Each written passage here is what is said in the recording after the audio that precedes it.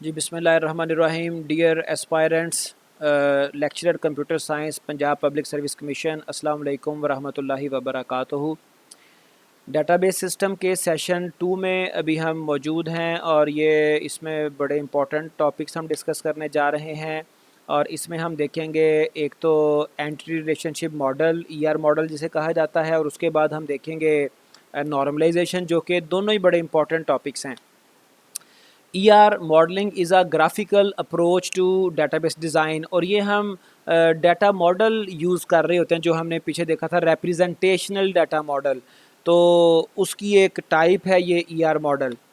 It is a high level data model that defines data elements and their relationship for a specified software system. कोई भी आपका system आप बना रहे हो, उसके लिए ये आपको एक मॉडल बना के देता है, एक डायग्राम बना के देता है।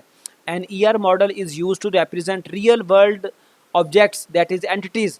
जैसे हमने डिस्कस किया कि जो रियल वर्ल्ड में जिस ऑर्गेनाइजेशन के लिए हम डाटाबेस बनाने जा रहे हैं उसको हम मिनी वर्ल्ड कहते हैं, उसको हम यूनिवर्स ऑफ डिस्कोर्स कहते हैं। तो वहाँ से we have to analyse, we have to visit the location और इंस्टीट्यूशन और ऑर्गेनाइजेशन, और हमें देखना पड़ेगा कि कौन कौन सी वहाँ पे एंटिटीज़ हैं, कौन कौन सी ऐसी चीज़ें हैं जिनके बारे में डाटाबेस में सेव होना चाहिए। तो वो सारी एंटिटीज़ हम आइडेंटिफाई करेंगे जो कि रियल वर्ल्ड में ऑब्जेक्ट होंगे, लेकिन उनको हम ER मॉडलिंग के सेंस में एंटिटी बोलेंगे। ओके जी, एक कंपनी डाटाबेस मैंने आपको लास्ट टाइम भी एक दिखाई थी।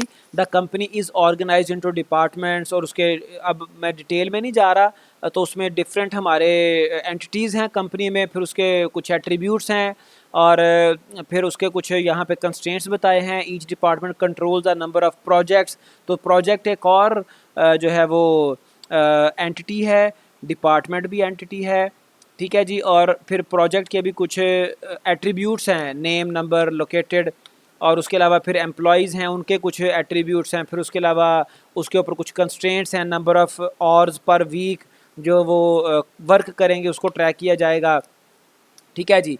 फिर और इसमें कुछ ट्रैकिंग है, we also keep tracking of direct supervisor of each employee, यानी कि ज़ाहिर बात है हमें इसका रिकॉर्ड वहाँ पे सेव करना पड़ेगा।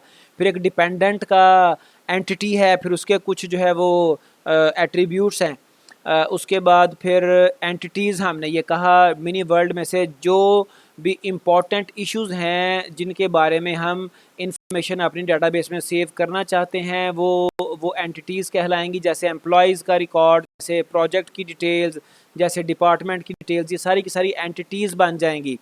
फिर एट्रीब्यूट्स, हर एंटिटी की ख़ास प्रॉपर्टीज़ हैं जिनको हमने सेव करना है। अगर मैंने एम्प्लॉय का रिकॉर्ड सेव करना है तो एम्प्लॉय की कौन कौन सा रिकॉर्ड सेव करना है?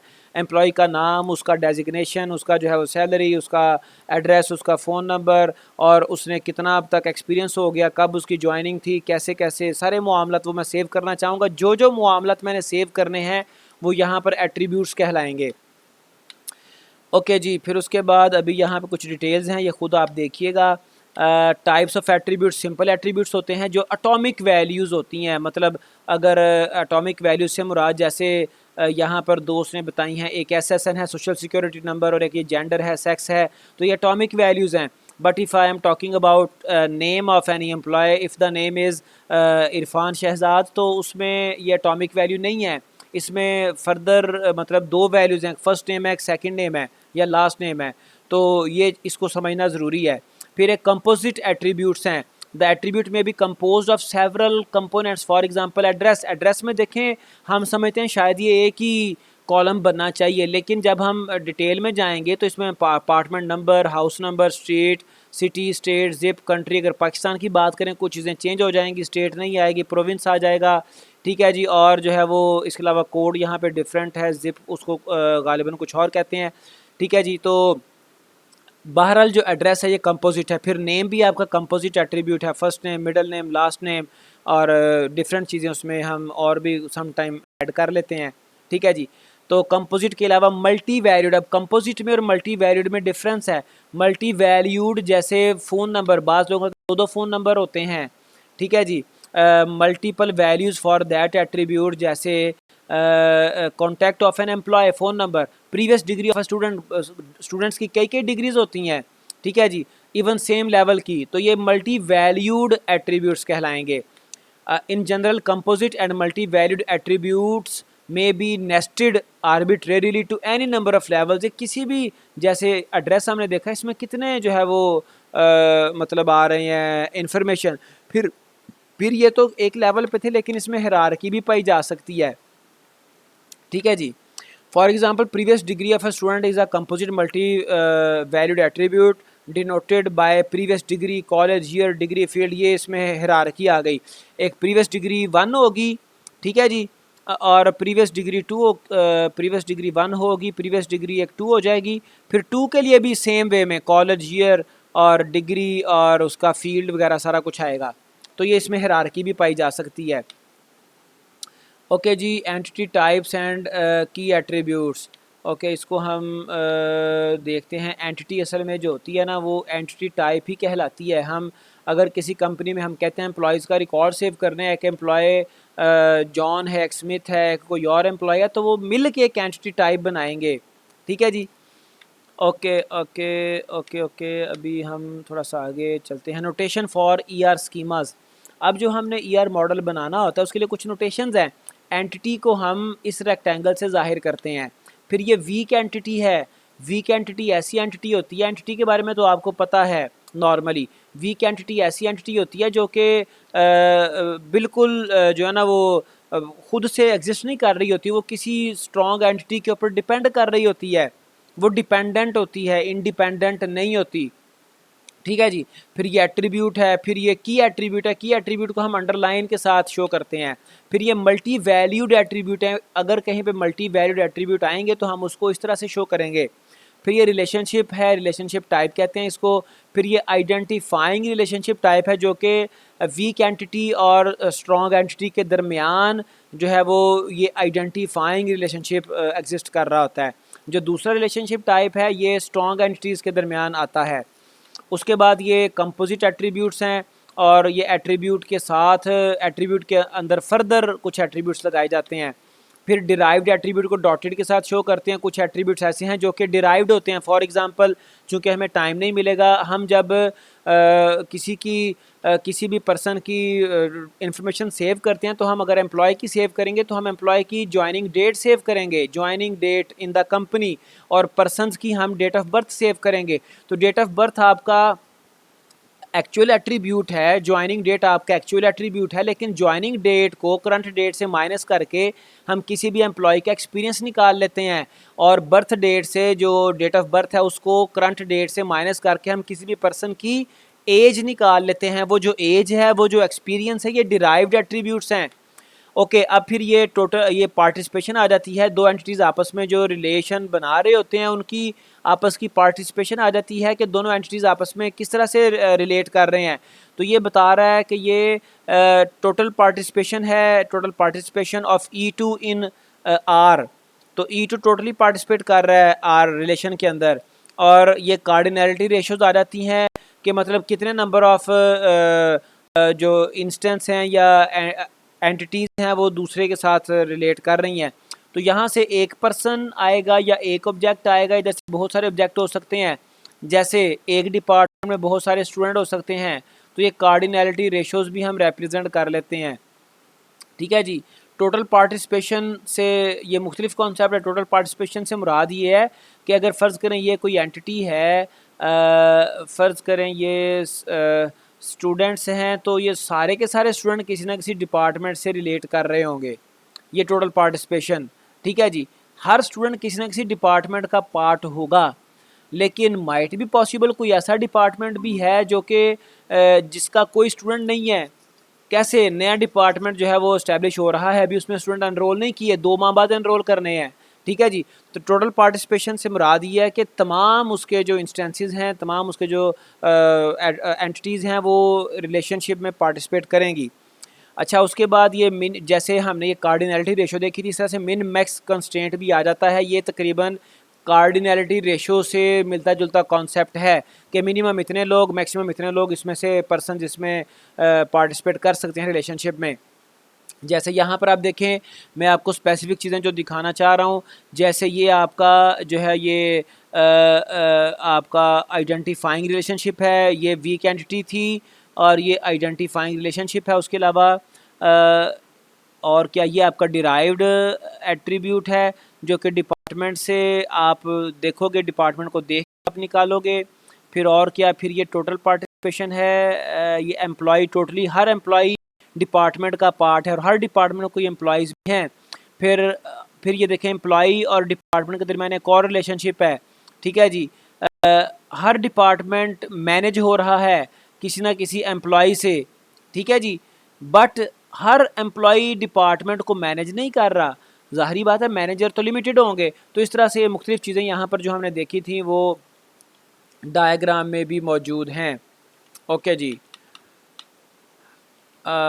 ठीक है। अच्छा, आगे हम रिलेशनशिप टाइप्स। तो हमारे पास जो रिलेशनशिप टाइप है, दो एंटिटीज़ के दरमियान एक रिलेशनशिप बन सकता है। और फिर मज़ीद उसमें जो एक्स्ट्रा बात है वो ये है कि दो एंटिटीज़ के दरमियान एक से ज़्यादा रिलेशनशिप भी बन सकते हैं, जो यहाँ पे चीज़ें बताई गई हैं। फिर the degree of a relationship type is the number of the participating entity type. हमारे पास जो, जैसे हमने वो देखा था कार्डिनलिटी रेशो, वो उसकी डिग्री से पता चलेगी। जैसे यहाँ पर एक और, यहाँ पे डिग्री से मुराद दिया कि किसी रिलेशनशिप टाइप में कितनी एंटिटीज़ पार्टिसिपेट कर रही हैं। जैसे यहाँ पे मैं आपको दिखाता हूँ डायग्राम, अगर कहीं आगे आती है या यहाँ पे स्टेटमेंट लिखी हुई है, both manages and works on are binary relationships. Back पे है हमारे पास diagram, manages and works on. जैसे ये मैनेजेस है तो इसमें दो एंटिटीज़ हैं, एक डिपार्टमेंट की और एक एम्प्लॉयज़ की, ये बाइनरी रिलेशनशिप है। फिर वर्क्स ऑन, ये भी बाइनरी है। कोई ऐसा रिलेशनशिप भी हो सकता है जो कि टर्नरी हो, जिसमें तीन जो है वो आपके एंटिटीज़ पार्टिसिपेट कर रही हों।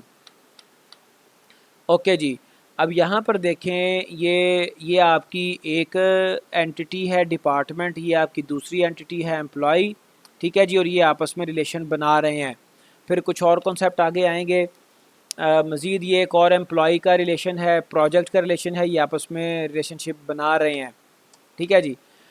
Okay, more then. अच्छा, यहाँ पर एक और देखें, अगर मैं इसको, वो जो कार्डिनलिटी रेशोज़ की बात की थी, तो यहाँ पर एम्प्लॉय वन है और डिपार्टमेंट वन है और एम्प्लॉयज़ मैनी हैं। कैसे देखें कि ये एक D1 डिपार्टमेंट है, इसका रिलेशन E1 के साथ भी है, इसका रिलेशन जो है ये E3 के साथ भी है, ठीक है जी, इसका रिलेशन जो है ये फर्दर फिर E6 के साथ भी है। तो यहाँ पर ये जो मैंने आपको वो कार्डिनैलिटी रेशो बताई थी उसको भी आप रिप्रेजेंट कर सकते हैं। फिर ये एक और जो रिलेशन है, इसमें एंड टू एंड बनता है लेकिन end to end physically exist नहीं कर रहा होता। Okay, more than one relationship type can exist with the same participating entity types. जैसे वो वर्क्स ऑन भी है, मैनेजेस भी है, ठीक है जी, ये वाली, ये वर्क्स ऑन भी है और मैनेजेस भी है, और ये दोनों जो रिलेशनशिप टाइप हैं ये एम्प्लॉय और डिपार्टमेंट के दरमियान है।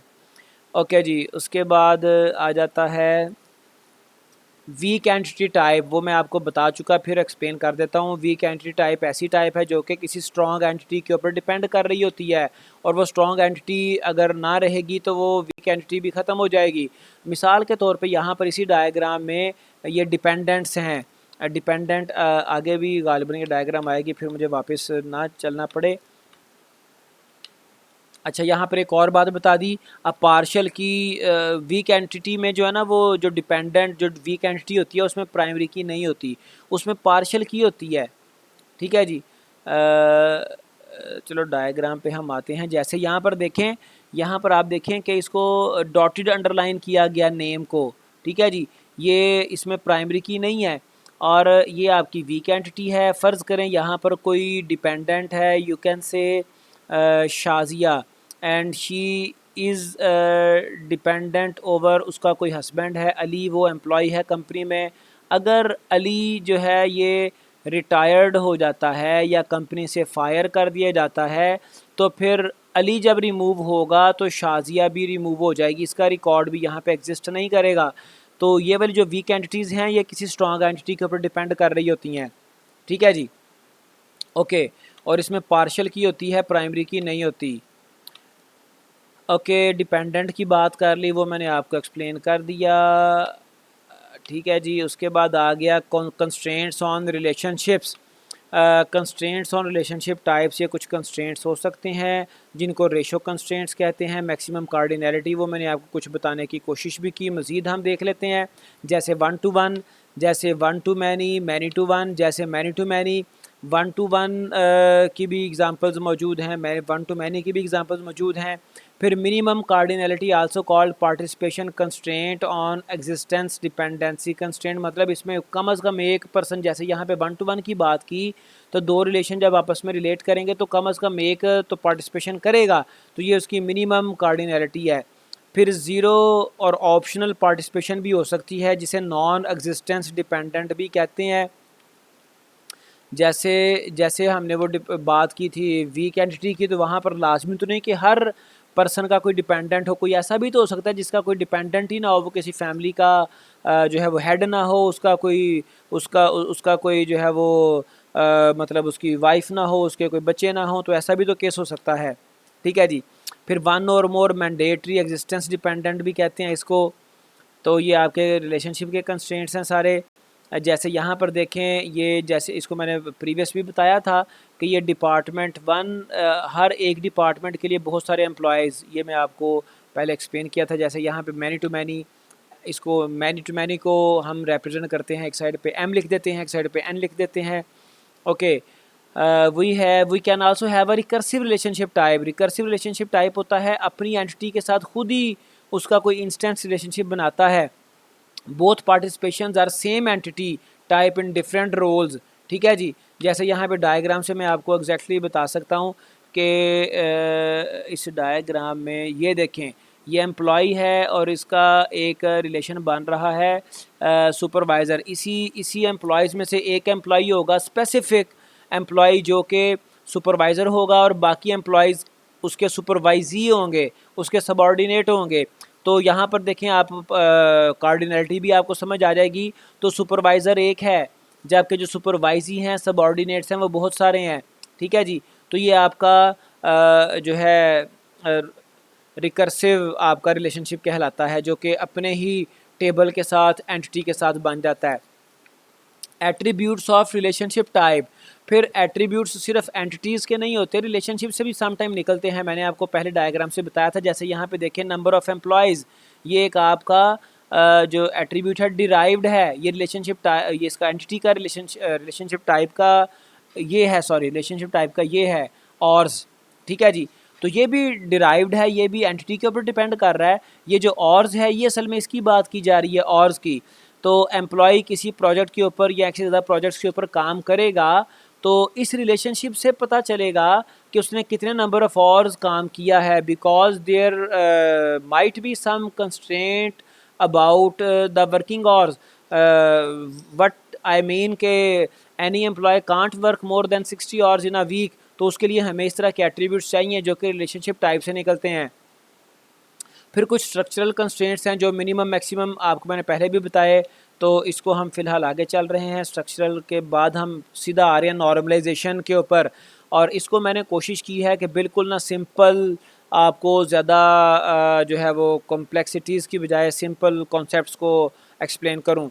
तो नॉर्मलाइजेशन एक ऐसा प्रोसेस है जो कि आपके डेटाबेस को अनसेटिस्फैक्ट्री कंडीशन से सेटिस्फैक्ट्री कंडीशन में कन्वर्ट करवाने का एक प्रोसेस है, और डाटा को अच्छी तरीके से सेव करने का एक प्रोसेस है। Process of decomposing unsatisfactory relations by breaking up their attributes into smaller relations. अब एक बात ये समझ लें, नॉर्मलाइजेशन के प्रोसेस में जब भी हम नॉर्मलाइजेशन कर रहे होते हैं, चाहे हम एटॉमिक वैल्यूज़ अचीव करने के लिए नॉर्मलाइजेशन करें, चाहे हम जो है वो कोई सेकंड नॉर्मल फॉर्म को अचीव करें, थर्ड को अचीव करें, BCNF को अचीव करें, कोई भी नॉर्मलाइजेशन कर रहे हो, तो ultimately we have to decompose one relation into two relations और मोर। ठीक है जी। तो इसमें बेसिक जो रूल है या बेसिक जो मतलब काम हमें करना पड़ता है वो डिकम्पोजिशन का होता है। हम अपने रिलेशन को, अपने टेबल को दो या दो से ज़्यादा टेबल्स में या रिलेशंस में तकसीम कर रहे होते हैं, डिकम्पोज कर रहे होते हैं। normal form condition using keys and functional dependencies of a relation to certify whether a relation schema is in a particular normal form। तो हम उस इसके लिए नॉर्मलाइजेशन के लिए कीज़ को यूज़ करते हैं, फंक्शनल डिपेंडेंसीज़ का हम यूजेज करते हैं इसको नॉर्मल करने के लिए। ठीक है जी। फंक्शनल डिपेंडेंसीज़ हमारे पास जो मेजर हैं, एक डिपेंडेंसी फुल फंक्शनल डिपेंडेंसी कहलाती है, फिर ट्रांजिटिव फंक्शनल डिपेंडेंसी कहलाती है, जो कि आपके जिससे आपकी पहले 3 नॉर्मल फॉर्म्स कवर हो जाती हैं। इसके अलावा भी फंक्शनल डिपेंडेंसीज हैं, लेकिन फिर वो आगे चल के रोल प्ले करती हैं। Okay, first normal form based on atomic value of attribute. What does it mean कि आपका कोई रिलेशन है, उसमें मल्टीपल आपके एट्रीब्यूट्स हैं, कॉलम्स हैं, तो हर कॉलम की जो वैल्यू है वो एटॉमिक होनी चाहिए। एटॉमिक से क्या मुराद है? एटॉमिक से मुराद है कि आपका जो एट्रीब्यूट है वो ना तो मल्टी वैल्यूड होना चाहिए, ना आपका उसमें कंपोजिट वैल्यूज़ उसकी आएँ। ठीक है जी। अगर मल्टी वैल्यूड है तब भी वो अटॉमिक नहीं है, अगर उसकी कंपोजिट वैल्यूज़ हैं, कंपोजिट एट्रीब्यूट है, तब भी वो आपका अटॉमिक कंस्ट्रेंट जो है वो वायलेट हो जाएगा। ठीक है जी। Second normal form, third normal form BCNF, ये कीज़ और फंक्शनल डिपेंडेंसीज के ऊपर बेस कर रही होती हैं। जो अब इसमें से आई रिमेंबर के एक क्वेश्चन लास्ट जो है वो पेपर में आया था कि कोई डिपेंडेंसी की टाइप थी और कहा था कि ये नॉर्मलाइजेशन की टाइप थी और कहा था कि किसके ऊपर बेस कर रही है। तो सेकंड, थर्ड और BCNF कीज़ और फंक्शनल डिपेंडेंसी के ऊपर बेस करती है, और जो फोर्थ नॉर्मल फॉर्म है ये कीज़ के ऊपर मल्टी वैल्यू डिपेंडेंसीज के ऊपर बेस कर रही है, और फिफ्थ नॉर्मल फॉर्म कीज़ के ऊपर और जॉइन डिपेंडेंसीज के ऊपर बेस कर रही है। फिर इसके अलावा डिपेंडेंसीज के अलावा और कीज़ के अलावा कुछ एडिशनल प्रॉपर्टीज़ हम यूज़ करते हैं ताकि अपने रिलेशनशिप डिज़ाइन को, स्कीमा को हम जो है वो गुड फॉर्म में रखें। उसमें लॉसलेस जॉइन है, डिपेंडेंसी प्रेजर्वेशन है, but we are just going to review normalization forms, और उसमें भी पहले 3 देखेंगे। उसकी वजह ये है कि आगे सिर्फ 3 का ज़्यादा जो है वो यूजेज भी होता है अगर हम करें, और क्वेश्चंस पॉइंट ऑफ व्यू से भी और लिटरेचर में भी पहली 3 और मैक्सिमम BCNF को डिस्कस किया जाता है, मतलब आम लेवल के ऊपर। तो पहली मैंने बता दी एटॉमिक वैल्यूज़। अब इससे मुराद क्या है? जो फर्स्ट नॉर्मल फॉर्म है disallow composite attributes, multi valued attributes को डिसअलाउ करती है, और नेस्टेड रिलेशनशिप्स को ये डिसअलाउ करती है, और जहाँ पर भी नॉन एटॉमिक वैल्यूज़ आएंगी वहाँ पर पहली नॉर्मल फॉर्म वायलेट हो जाएगी। ठीक है जी। और ये रिलेशन की एक बेसिक प्रॉपर्टी भी है कि आपके जो एट्रीब्यूट की वैल्यूज़ हैं वो एटॉमिक होनी चाहिए। अब यहाँ पर देखें, अगर मैं आपको बताऊँ तो ये एक डिपार्टमेंट का रिलेशन है। इसमें डी नेम है, डी नंबर है, और डी मैनेजर, डिपार्टमेंट के मैनेजर का SSN है, और डी लोकेशन है। अब एक डिपार्टमेंट एक से ज़्यादा लोकेशंस के ऊपर हो सकता है।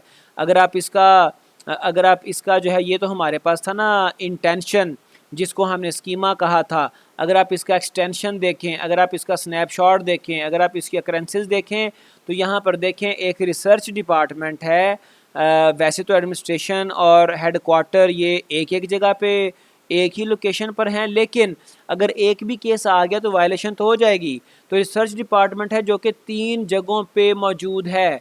ठीक है जी। बलेरिया में है, और शुगरलैंड में है, और हॉस्टन में है। तो ये हमारा जो है वो वायलेशन हो गई एटॉमिक वैल्यू की। तो we have to resolve this issue.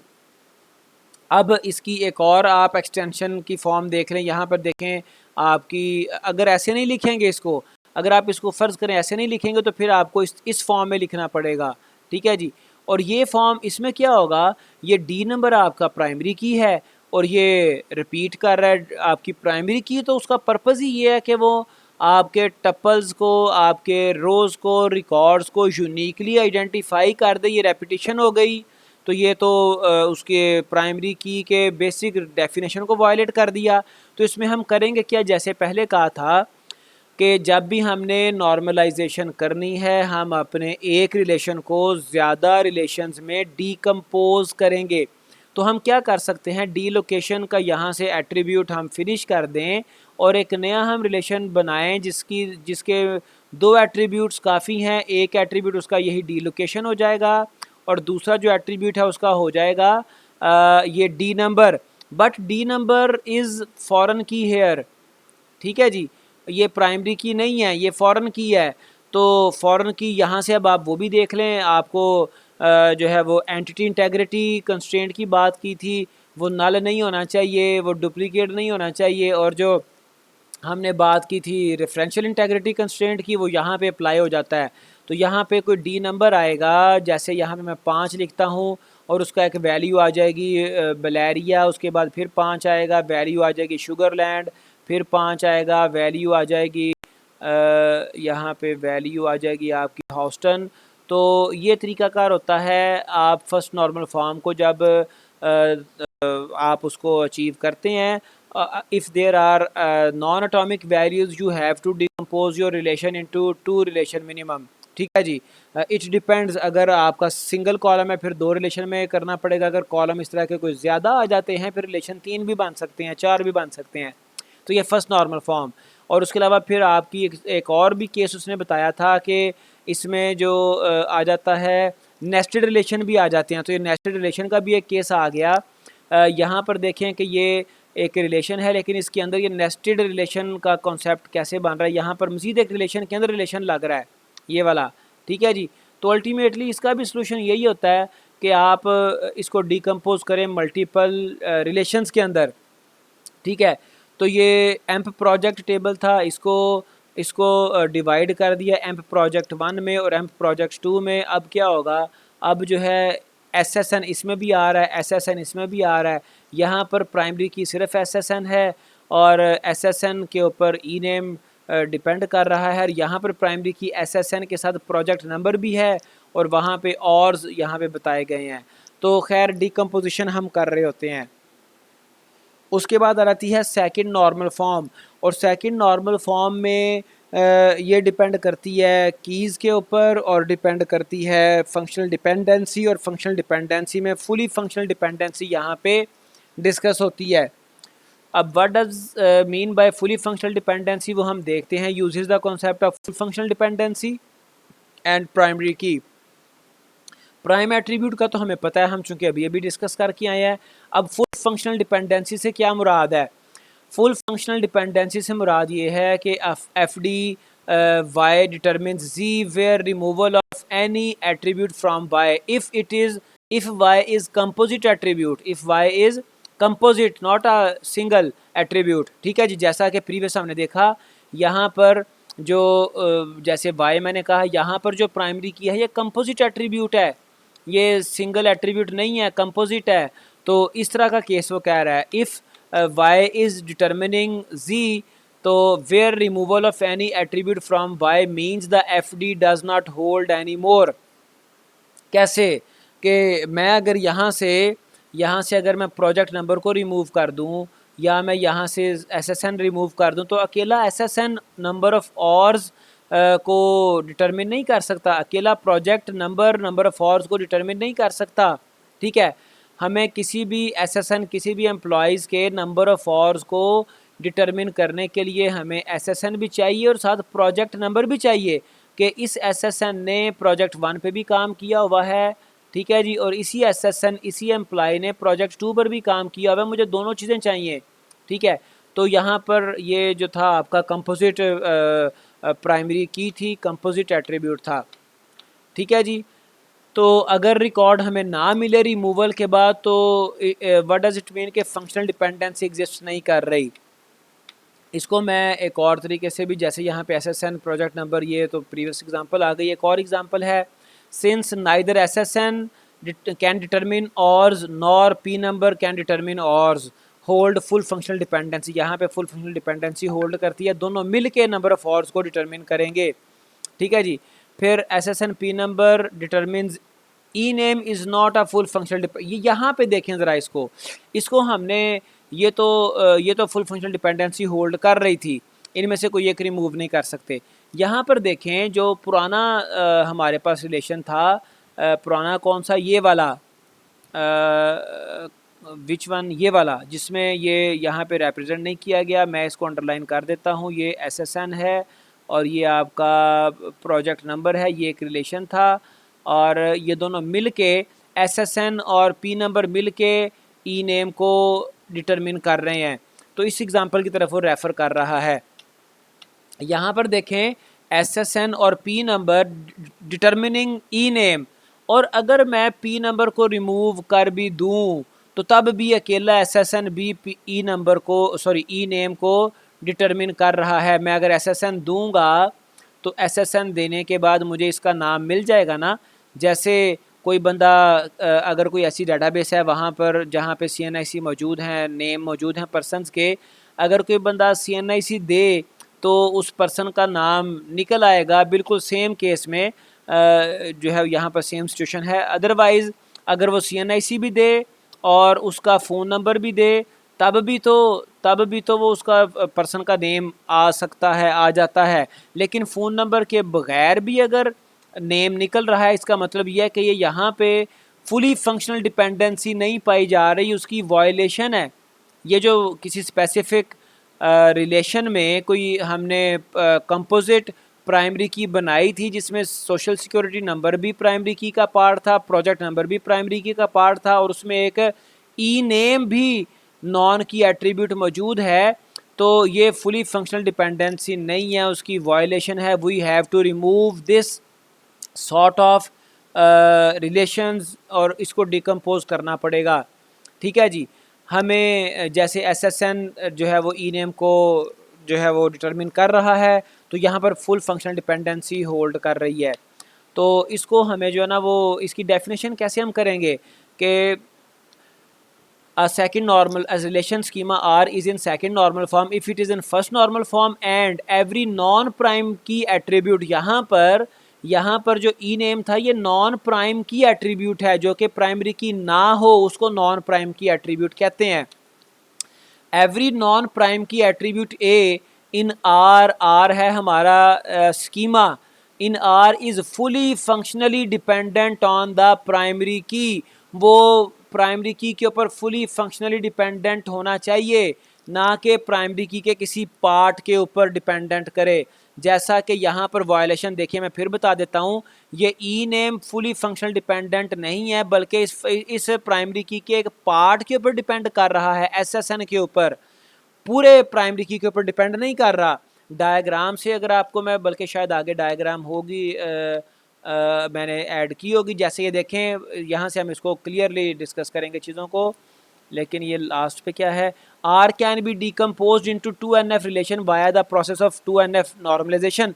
तो हमें इसको नॉर्मलाइज करने के लिए अल्टीमेटली, मैं पहले भी बता चुका हूँ कि हमें इसको अपने रिलेशन को कम अज़ कम दो रिलेशंस में डिकम्पोज करना पड़ेगा। अब ये देखें ज़रा, ये मेरे पास एक रिलेशन है, नॉर्मलाइजेशन को अगर आप समझना चाहते हैं तो ये बड़ा इंपॉर्टेंट डिस्कशन होगी। अब ये एक रिलेशन है, ये जो नीचे लाइनें हैं इसको फ़िलहाल आप इग्नोर करें, मैं आपको एक्सप्लेन करता हूँ। ये देखें, यहाँ पे SSN है, P नंबर है, और ऑर्स हैं, और ई नेम है, और P नेम है, और P लोकेशन है। ठीक है जी। अब देखें, ये जो P लोकेशन है, प्रोजेक्ट की जो लोकेशन है, ये इसका SSN से कोई ताल्लुक ही नहीं है। ठीक है, कोई एक प्रोजेक्ट है, उस प्रोजेक्ट का कोई यूनिक नंबर है, उस यूनिक नंबर से पता चल सकता है, अगर वो मैं प्रोजेक्ट का यूनिक नंबर दूँ, किसी स्पेसिफिक वे में कोई क्यूरी लगाऊं, तो मुझे प्रोजेक्ट की लोकेशन पता चल जाएगी। तो P location fully functionally depend कर रहा है P नंबर के ऊपर। ठीक है, लेकिन यहाँ पर प्राइमरी की P नंबर और SSN दोनों हैं। ठीक है, तो यहाँ पर P लोकेशन को प्राइमरी की के ऊपर फुली फंक्शनल डिपेंडेंट होना चाहिए था, लेकिन ये यहाँ पर फ़िलहाल प्राइमरी की के एक पार्ट के ऊपर डिपेंड कर रहा है, प्राइमरी की के एक पार्ट के ऊपर डिपेंड कर रहा है। फिर एक और केस देखें, ये आपका ई नेम है, ई नेम डिपेंड करना चाहिए था पूरी प्राइमरी की के ऊपर, SSN प्लस P नंबर के ऊपर, but we know if someone asks employee name by providing SSN, so he can find the person employee's name। ठीक है, तो SSN बताएं, आप स्कूल में जाएं, कॉलेज में जाएं, आप रोल नंबर बताएं, क्लास बताएं, तो आपको मतलब रोल नंबर बताएं जाके आप, तो आपको जो है वो स्टूडेंट का नाम पता चल जाएगा। ठीक है जी।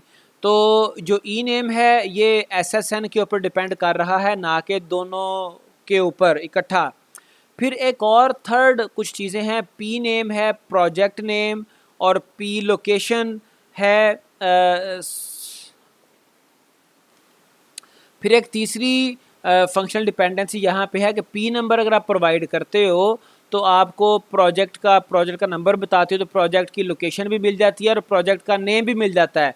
तो जो इनकी लॉजिकल हमने डिस्कशन की है, लॉजिकल जो इनका जो आपस का प्राइमरी कीज़ बनती हैं, उस हिसाब से हम इस टेबल को, इस रिलेशन को अगर 3 रिलेशंस में डिवाइड करें तो तब जाके हमारी डेटाबेस नॉर्मलाइज होती है। कैसे?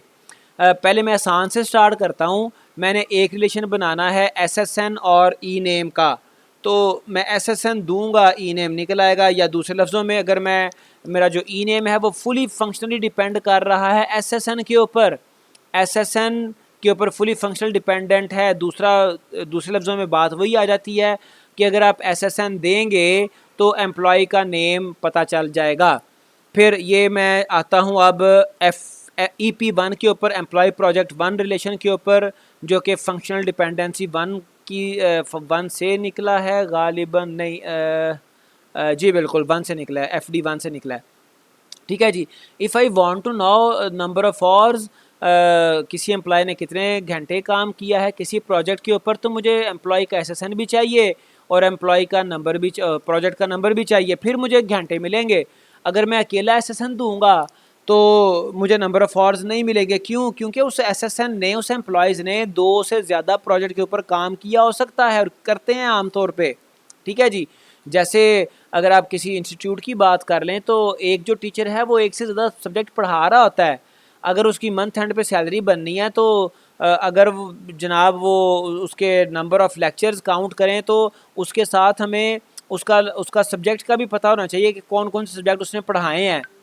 ठीक है जी। तो सेम केसेस हेयर, तो हमने एक ये सेपरेट रिलेशन बना दिया।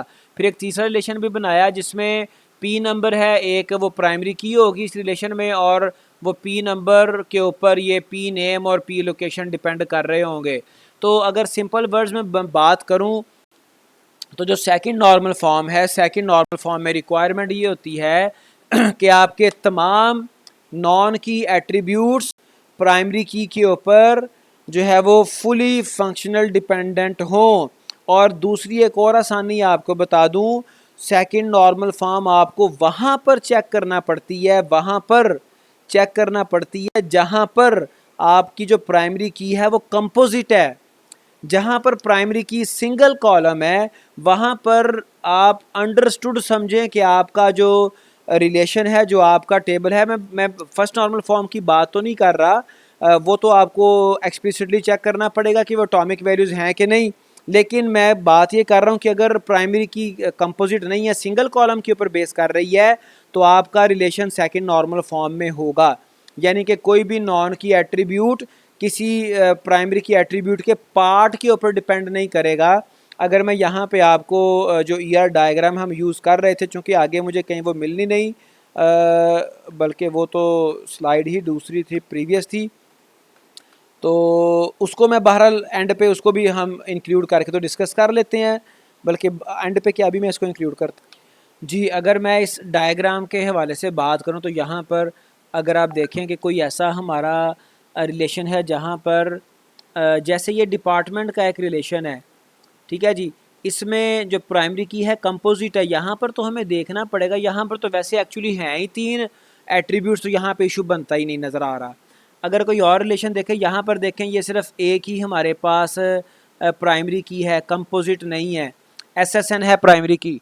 तो ये रिलेशन जो है इसमें कोई मल्टी वैल्यूड एट्रीब्यूट तो आप देख लोगे।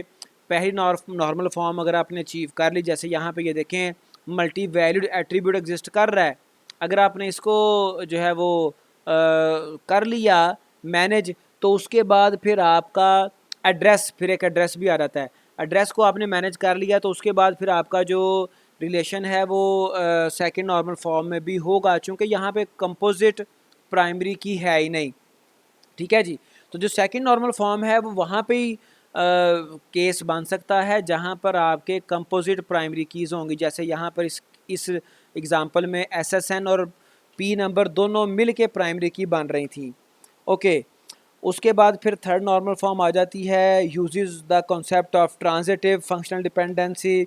अब ट्रांजिटिव क्या है? ट्रांजिटिव को आप सिंपली कह देते हो इनडायरेक्ट फंक्शनल डिपेंडेंसी। ठीक है जी। Transitive functional dependency if X is determining Z that can be derived from two functional dependencies. वो कौन सी हैं? एक्स डिटर्मिन कर रहा है वाई को और वाई कर रहा है जी को, तो फिर ये ट्रांजिटिव फंक्शनल डिपेंडेंसी कहलाएगी। ठीक है जी। In other words, if any non key attribute indirectly dependent on key attribute then it is transitive functional dependent. यानी कि नॉन की एट्रीब्यूट जो है वो डायरेक्टली किसी और नॉन की एट्रीब्यूट पे डिपेंड कर रहा है। ठीक है जी, ये किसी और नॉन की पे डिपेंड कर रहा है, और ये जो नॉन की है ये वाला फर्दर आगे डिपेंड कर रहा है प्राइमरी की के ऊपर। ठीक है जी। अगर ऐसा कोई सीन है तो ये हमारा कहलाएगा थर्ड नॉर्मल फॉर्म में रिलेशन, और ये कहलाएगा ट्रांजिटिव फंक्शनल डिपेंडेंसी। ठीक है जी। एग्जांपल देखें, एसएसएन डिटरमिन कर रहा है डिपार्टमेंट के मैनेजर के एसएसएन को। ये एक ट्रांजिटिव डिपेंडेंसी है। कैसे? एसएसएन से डिपार्टमेंट नंबर निकलेगा और डिपार्टमेंट नंबर से डिपार्टमेंट के मैनेजर का एसएसएन निकलेगा। ठीक है जी। एसएसएन डिटरमिन कर रहा है ई नेम इज़ नॉट ट्रांजिटिव। क्यों? क्योंकि डायरेक्ट है, इसमें कोई और फर्दर कोई वाया नहीं है। जैसे यहाँ पर आप रिलेशन देखें कि ये एसएसएन है, आपका एक ये आपका एसएसएन है, ये ई नेम को तो डिटरमिन कर रहा है, बी डेट को भी कर रहा है, ये जनाब एड्रेस को भी कर रहा है, ये डी नंबर को भी कर रहा है, लेकिन ये डी नेम को नहीं कर रहा। एसएसएन से डी नेम पता नहीं चल रहा। ये कहाँ से पता चलेगा? ये डिपार्टमेंट के नंबर से डिपार्टमेंट का नेम पता चलेगा, और डिपार्टमेंट के नंबर से डिपार्टमेंट के मैनेजर का एसएसएन पता चलेगा। तो हम अल्टीमेटली, जैसे मैंने आपको पहले बताया था कि जो नॉर्मल फॉर्म जब हम अचीव करते हैं, तो नॉर्मलाइज जब हम डाटा करते हैं तो हम अपने रिलेशन को डिकम्पोज कर रहे होते हैं। तो मैंने इस रिलेशन को भी डिकम्पोज कर दिया। एक एम्प्लॉय डेप्ट 1 के नाम से है, इसमें एसएसएन, ई नेम, बी डेट, एड्रेस और डी नंबर आ रहे हैं, और एक और रिलेशन है जिसमें डी नंबर हमने प्राइमरी की बना दिया और उसमें डी नेम और डी मैनेजर एसएसएन और इसके एट्रीब्यूट्स हैं। तो ये हमारी थर्ड नॉर्मल फॉर्म थी जो कि ट्रांजिटिव डिपेंडेंसी जिसमें डिस्कस की जाती है। ठीक है जी। A relation schema R is in third normal form if it is in second normal form and no non prime attribute और non key attribute is transitively dependent on the primary key और primary attribute. ठीक है जी। तो इसको हम decompose करते हैं, जैसे कि प्रीवियस एग्जांपल मैंने आपको बता दिया। अब एक और स्पेसिफिक नोट आ गया, अगर तो जो दरमियान वाली जो एट्रीब्यूट है वाई, अगर वो कैंडिडेट की है ना, अगर ये वाला जो वाई है एक्स डिटरमिन कर रहा था वाई को और वाई जी को कर रहा था, ठीक है जी, तो ये जो वाई है अगर ये कैंडिडेट की है तो फिर ये थर्ड नॉर्मल फॉर्म को वायलेट नहीं करेगा। ये एक स्पेसिफिक केस है, तो इसको ज़रा समझ लें, नोट कर लें। इसका भी कोई ना कोई अगर क्वेश्चन हो तो शायद आ जाए, तो इसको भी मतलब जहन में रखिएगा। ठीक है जी। अब उसके बाद इन तमाम नॉर्मल फॉर्म, 3 नॉर्मल फॉर्म्स का हम समराइज वे देख लेते हैं। फर्स्ट नॉर्मल फॉर्म का टेस्ट क्या है? Relation should have no multi valued attribute और नेस्टेड रिलेशन और कंपोजिट वैल्यूज़। ठीक है जी। इसको क्या करना पड़ेगा? Form new relation for each multi valued attribute और नेस्टेड रिलेशन। अगर कोई मल्टी वैल्यूड या आपका कंपोजिट वैल्यूड एट्रीब्यूट है या नेस्टेड आपका रिलेशन है, तो उसके लिए हर एक कॉलम के लिए आपको नया रिलेशन बनाना है। फिर सेकंड नॉर्मल फॉर्म में आप क्या करते हो? फॉर रिलेशंस वेयर प्राइमरी की कंटेन्स मल्टीपल एट्रीब्यूट्स। अब यहाँ पर देखें, उसने वही बात रिपीट कर दी जो मैंने कही थी। अगर तो प्राइमरी की आपकी कंपोजिट एट्रीब्यूट है, कंटेन्स मल्टीपल एट्रीब्यूट्स, अगर उसमें मल्टीपल एट्रीब्यूट्स हैं, ठीक है जी, फिर ये सेकंड नॉर्मल फॉर्म चेक करना पड़ेगी। तो फिर क्या जी? No non key attribute should be functionally dependent on a part of primary key. वो किसी पार्ट के ऊपर डिपेंड ना करें, बल्कि वो अगर दो प्राइमरी की में मल्टीपल एट्रीब्यूट्स हैं, 2 हैं, 3 हैं, तीनों के ऊपर डिपेंड करें। ठीक है। तो इसका भी सोल्यूशन अल्टीमेटली यही है, decompose and set up a new relation for each partial key with its dependent attributes make sure to keep a relation with the original primary key and any attribute that are fully functional dependent on it. तो हमने हर different functional dependencies के लिए separate relation बनाते चले जाना है। तीसरा normal form आ गई, relation should not have a non key attribute functionally determine by another non key attribute. Transitive dependency, that is there should be no transitive dependency. ठीक है जी, तो इसके लिए भी हम अपने रिलेशंस को डिकम्पोज ही करते हैं। I think so it is enough for today's discussion. ठीक है जी, तो आज के लिए काफ़ी है इतना। और इसके बाद वैसे मैक्सिमम BCNF डिस्कस अगर कर ली जाती तो वो भी एक अच्छा एडअप होता, लेकिन अब काफ़ी टाइम भी हो चुका है और जो है मतलब ये